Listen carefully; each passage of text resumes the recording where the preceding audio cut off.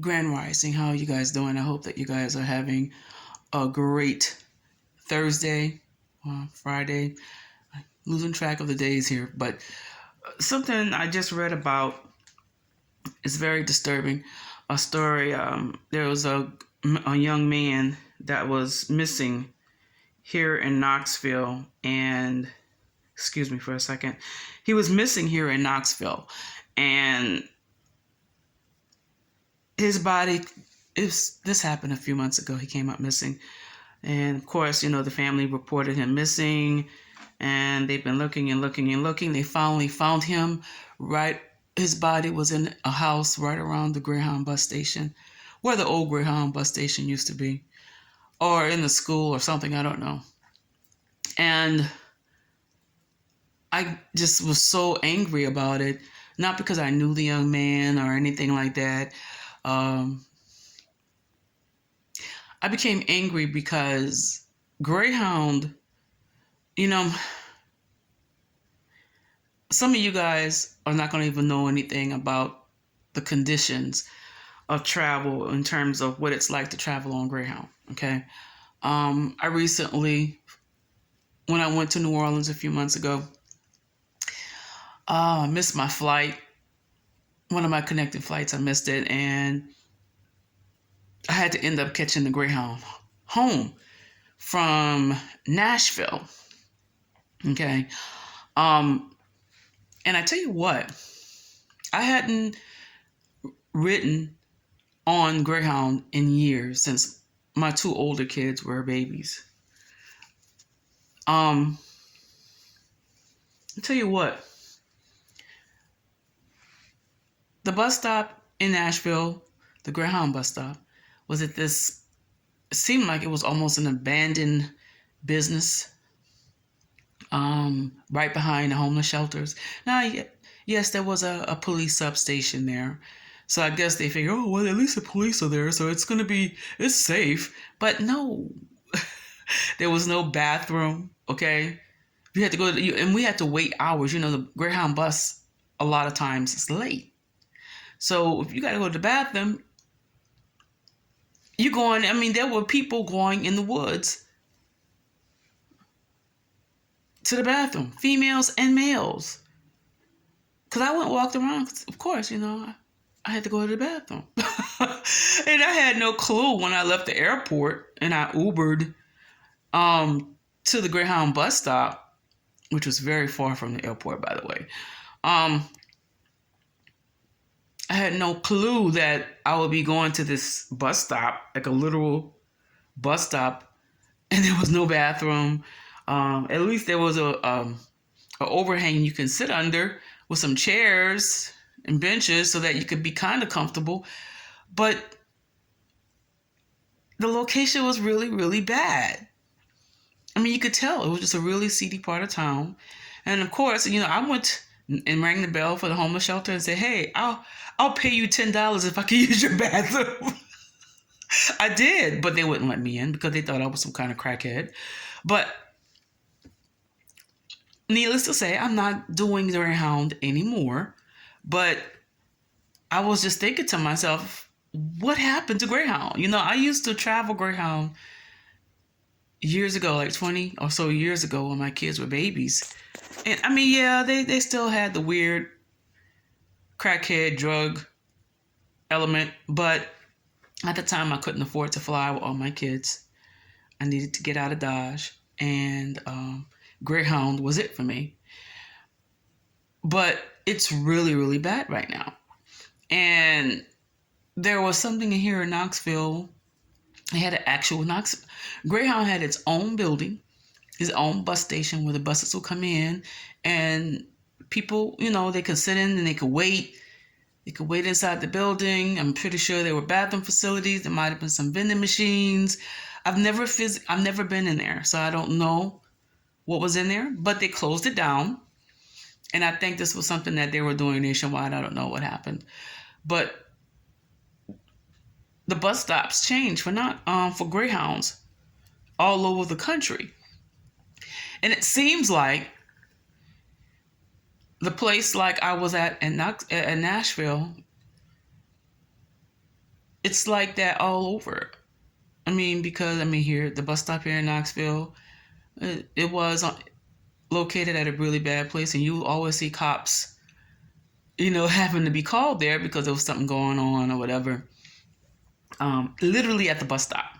Okay, so they changed it to some other place, which is still not the greatest place. If you're not new, if you're not from an area and you're traveling through an area, just take it. Think like a layover. Pretend like you're flying and you're in a layover, and you're not in a nice, comfy airport with all kind of security and police and the TSA and the metal detectors and everybody's looking and cameras and blah. You're not safe inside the comforts of the highly secured airport, but your layover, and layovers can last for hours. I mean, hours. Imagine a layover outside of a secure facility with very little police protection, because the police that are in a city, for the most part, they're policing their area. They're policing their city. They don't have time to police the Greyhound bus stations. Okay? So pretend like your layover is just outside. You're not inside. You don't have any access to bathroom facilities at some of these bus stops where your layover is. Okay? And you're just outside. You don't know anything about this city. You don't know anything about this town, because some of the bus stops are in towns. Okay? And you're there for hours. And you're stuck and you don't know anybody in there, and you're vulnerable. As a traveler, you're vulnerable. And these people who are from that area, who have criminal intent, people that want to take advantage of and exploit people, they know that you don't know and that you're vulnerable. So passengers on Greyhound buses are very, very vulnerable. And they got mothers with children and babies that on these Greyhound buses. I was one of them 20 or so years ago. 30 years ago almost.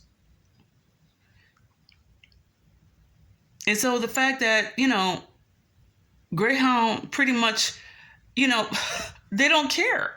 They really don't care. And I don't understand why it's like this. I don't understand what it is that's driving Greyhound to just, wholesale put their passengers out. It's literally like, I feel like Greyhound's only reason for still being in business is they're being contracted by the government or by some entity to just transport the drug addicts and the homeless out of a city. When the city gets tired of dealing with the homeless population, they say, hey,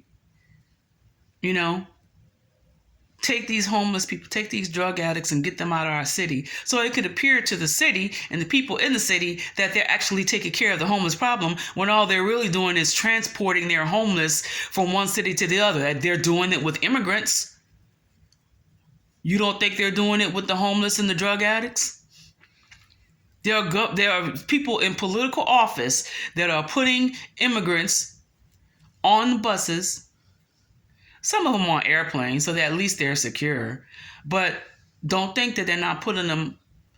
The point I'm trying to make is, if they're transporting immigrants from one city to the other because they don't want to deal with them and they don't want to offer them services, you better believe they're doing it to drug addicts and the homeless too. And then they're coming to you as the people and saying, hey, see, our homeless population has decreased under my administration. No, the homeless population didn't decrease. Yeah, they may not be homeless in your city no more, but they're still homeless. You just got rid of the homeless. You just got rid of the drug addicts. You put them on a Greyhound bus because it's the cheapest mode of travel. Huh? You made a contract with Greyhound. And you say, look, we need to get rid of these people so it could seem like we're getting rid of the homeless. And the sad part about this is that a lot of these people and a lot of these politicians that's transporting the homeless and the drug addicts are getting monies. They're getting monies to take care and help and offer services and housing to the homeless population. They're getting the money. What are they doing with the money?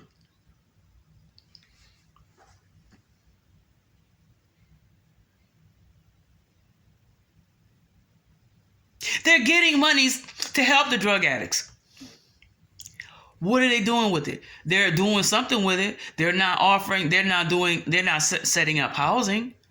Huh? When people get out of prison and get out of jail, how is it that the only housing that's available are halfway houses that they got to pay all this money for? When the cities and the counties are getting monies from the government to offer services to those with mental health issues, to those with drug addiction who are trying to stay off drugs. You're getting monies for it. What are you doing with the money?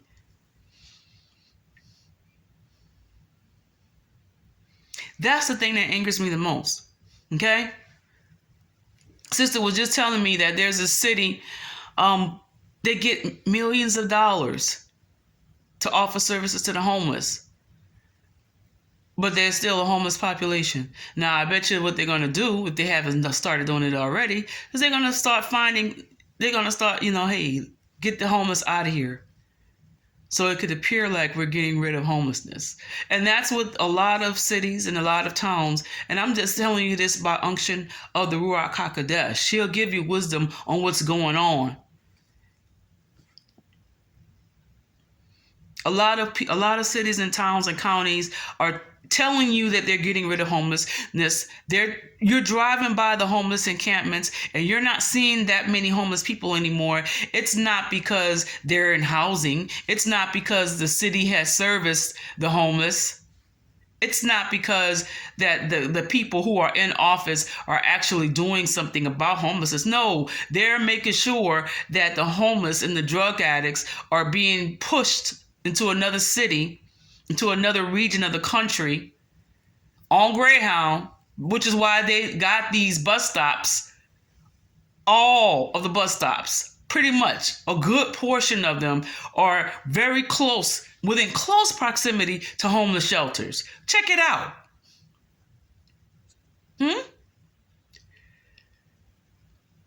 It's going to come out. It's going to come out in the wash.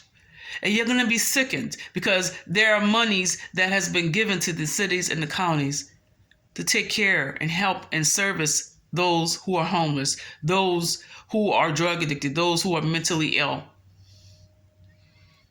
But the people have been pocketing the money. They've been doing other things with the money instead of offering services that to the most underprivileged and poor and those who are so easily exploited. Yeah, people who are on drugs, people who are mentally ill can be easily exploited. Their human rights can be easily violated. Why? Because they're not in the right frame of mind to even understand that you need to be off the street. You don't need to be living in this house, doing drugs in an abandoned house. No. You don't need to be living under the bridge. That is not life. You don't need to have a tent on the side of the highway. This is not life. That's all available to you. But you know what? When you're high, when you're mentally ill, when you're drunk, you don't know that. All that you're concerned about is your next fix, your next drink. And if you're mentally ill, you're just not concerned about much of anything. So it's easy to exploit them. And it's easy to disregard their human rights. And one of the human rights that we all have is a right to be safe. And Greyhound and these cities and these counties and these towns violate the human rights of the most vulnerable in our communities. And I know most of y'all, some of y'all care now because it's so-called Christmas time. So now you got to appear like you really do care for the homeless. Then you're going to go out and you're going to volunteer at the homeless shelters and give them a meal and give them a Christmas present and sing Merry Christmas to them. But guess what? Come December 26th, they're still going to need housing. Come December 26th, they still will need services. They need services right now. You need to make sure, since you believe in this political system and you still invest in this political system and you still vote in this political system, you need to hold those people in office accountable and tell them, make them accountable, make them put on the website. What are they doing with the monies that they're getting for the homeless? Make them put the budget up. Post it on your website. We want to see the rehab centers that you're putting up. We want to see the housing. Set up a housing authority for people who are getting out of prison so that when they get out of prison, they'll have a place to stay. That doesn't require them to pay market rent at a halfway house.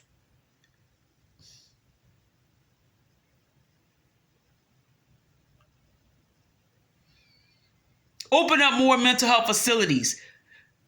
And then make all of those services available for people of African descent, not just Caucasians and Europeans.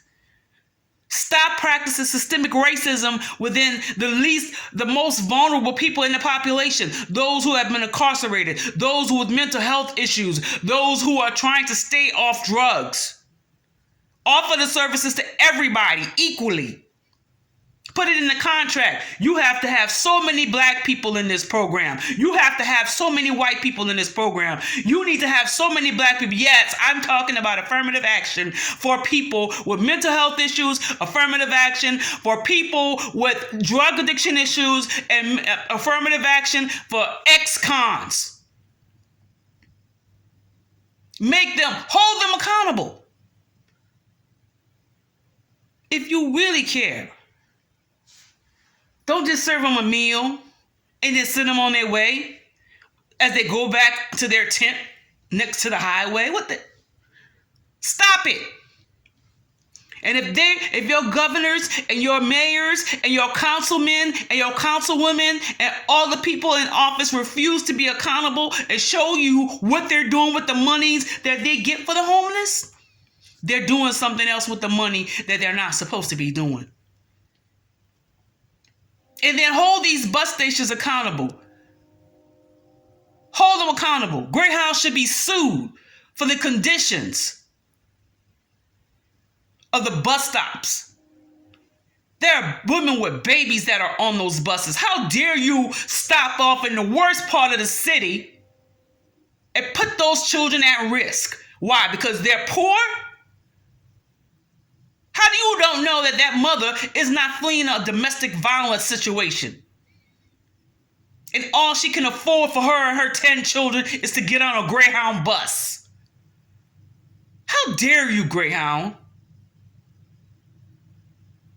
How dare you? Hold the people accountable, people. If you really care, don't just do the Christmas thing for the homeless and then go on about your business. Especially if you say you were born again and you're Christian. Come on. They have needs aside from around this time of the year. They're homeless all the time. They're going to be homeless people all the time. They're going to be people who need all the time. The word says the poor are with you always. You don't throw away the poor people. You help them all the time.